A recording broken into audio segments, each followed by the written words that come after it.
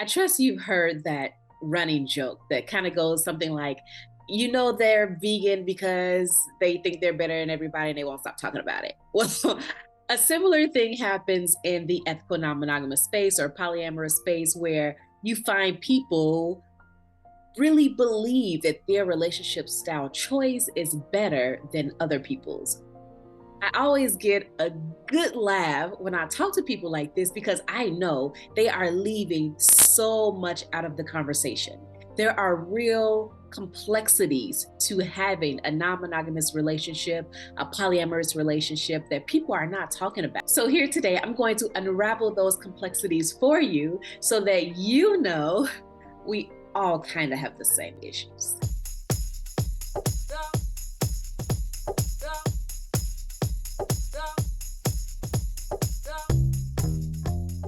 Hi, I am LadyWake, your trauma and intimacy coach. Now, here today, I am unraveling the complexities of intimacy within a ethical non-monogamous or a polyamorous relationship. You often hear people act like or speak as if their relationship is better than a monogamous relationship because they have chosen to share their love with more than one person, or they have some freedoms in their relationship that are not involved in a monogamous relationship. But I'm here to tell you there are real life complexities in loving multiple people or being with multiple people physically. And it's not being talked about enough. And it might make it more difficult for you to open up your relationship if that's what you want, or to make a decision between what really feels right for you and what you hear people talk about. The first complexity in loving someone is the simple lack of trust and jealousy. This comes up in monogamous relationships and non monogamous relationships. You are not free from jealousy and lack of trust just because you choose a different type of relationship structure.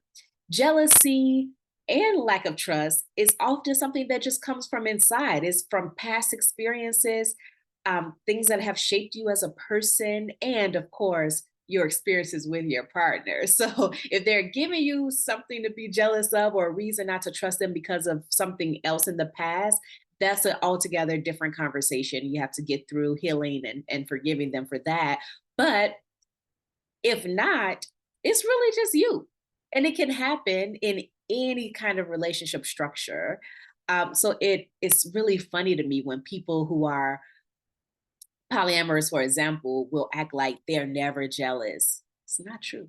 They get jealous too. Now, the second complexity in ethical non monogamous relationship is conflict or resentment over time commitments. So, this might not, well, it might come up in monogamous relationships, but it doesn't come up in the same way. So, for example, in a monogamous relationship, maybe I would be upset with my partner because they're spending too much time working and not enough time with me. So it's like, well, your time commitments, are not balanced for me. And I would like more time instead of you spending time working forever, working overtime, or whatever, right?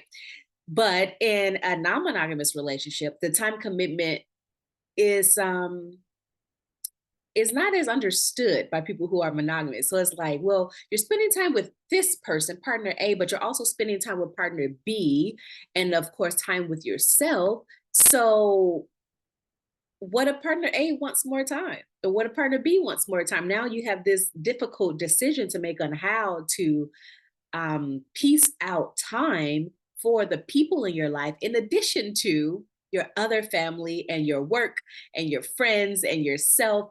It can get really difficult to balance all of that, especially if you don't have the practice yet. So, in that case, there can be resentment from partners or even from you, from the individual. Like, say I'm the one, like I can start to resent my partners because I don't have enough time for myself. So the complexities are layered. So it's important to know that it's you have the same issues, but the scales and the layers are a little different. Keep that in mind. The third complexity I want to bring up is feeling left out or feeling neglected. This could come up, of course, in any kind of relationship structure, but it's something that people try to act like they don't experience in polyamorous relationships. And it's just not true. Sometimes you will feel left out. Sometimes you will feel neglected or misunderstood just because that person was focused on something else, or because you were focused on something else. You made one of your partners feel left out or misunderstood. So it still comes up. It is still something to work through and something to keep in mind if you're looking to embark on this relationship structure.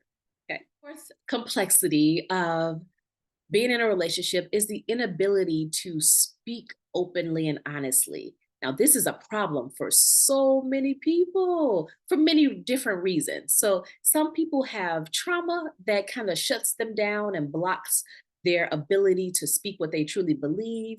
The fear is just kind of debilitating, so they can't quite get it out.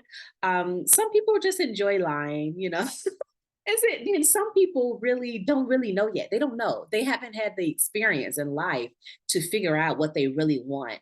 So they might change. Their answers change, their ideals change because they're not sure yet. They're not grounded in that part of themselves. So there's so many different reasons for this, but it comes up in a major way when you're dealing with multiple people versus when you're dealing with just one person.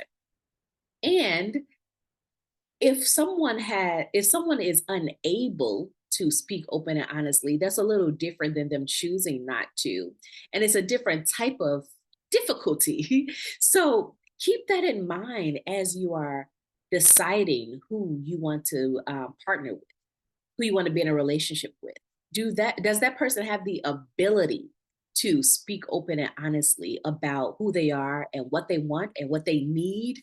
That's so important. Do you have the ability to speak openly and honestly about who you are and what you need, what you want? These are all things to consider very seriously. Okay. Number five is quite controversial, but this is something I have to throw out there. There are times or instances, situations where people just simply misunderstand the nature of polyamory. Like, they don't quite get it. They're calling themselves polyamorous, but they really are maybe more of a swinger or something like that. Like, maybe they just want some open elements, but they're not quite polyamorous. Or maybe they are really monogamish is what they call it now. They're monogamous, but they want to have some adventurous experiences here and there. So there are different levels and different types of relationship structures that people don't seem to quite understand once you start talking to them. So if you're choosing to be polyamorous, then you must really understand that loving multiple people regular is the actual definition of polyamory. Like, that's polyamory, the ability to love multiple people.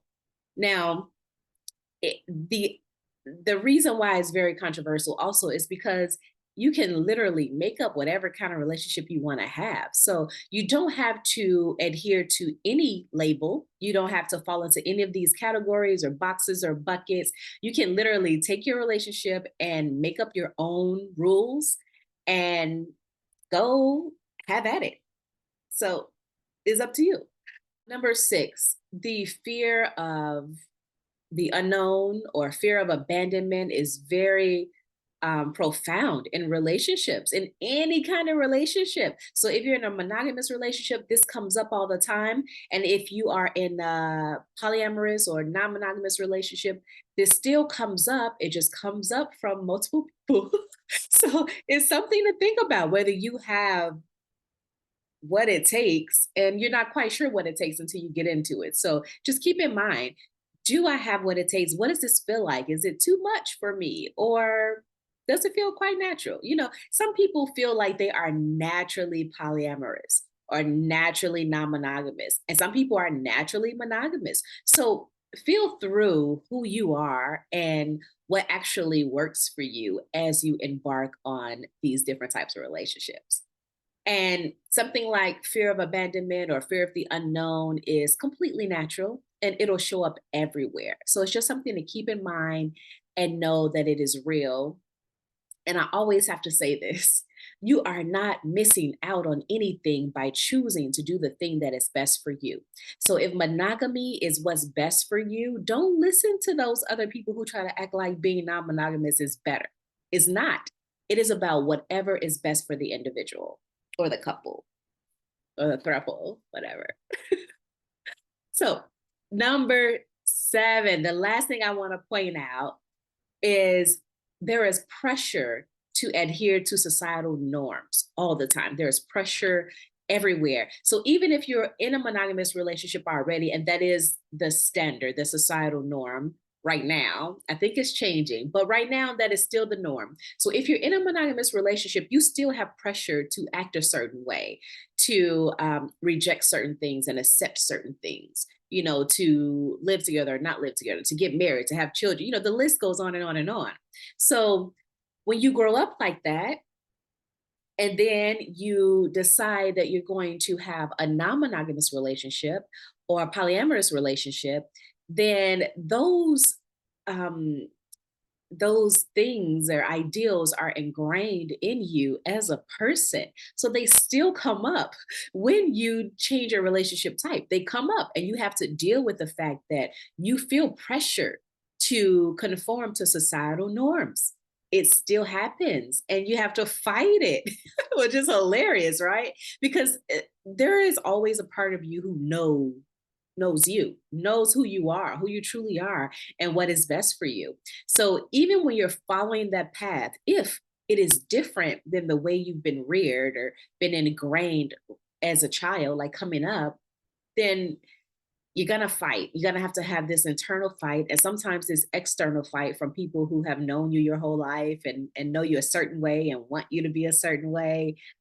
Man, it's a struggle, but it's a struggle either way. So just know that no matter what your decision is, these are things that are difficult and complex, and they affect the intimacy in your relationship with yourself, in your relationship with your partners, and they're gonna come up. You cannot get away from it. You cannot run from these core difficulties, these core intimacy difficulties. You can't run from them. You can't hide from them. So you might as well know what to expect, get on board, and be prepared to stand for who you really are and what you really want. I hope you've gained something valuable here. Be sure to click the like button, subscribe, and click that bell notification for new videos. Feel free to check out my blog at intimacyanswers.com and follow me on Instagram at I am LadyWake TT. Until next time, beautiful people, peace and love.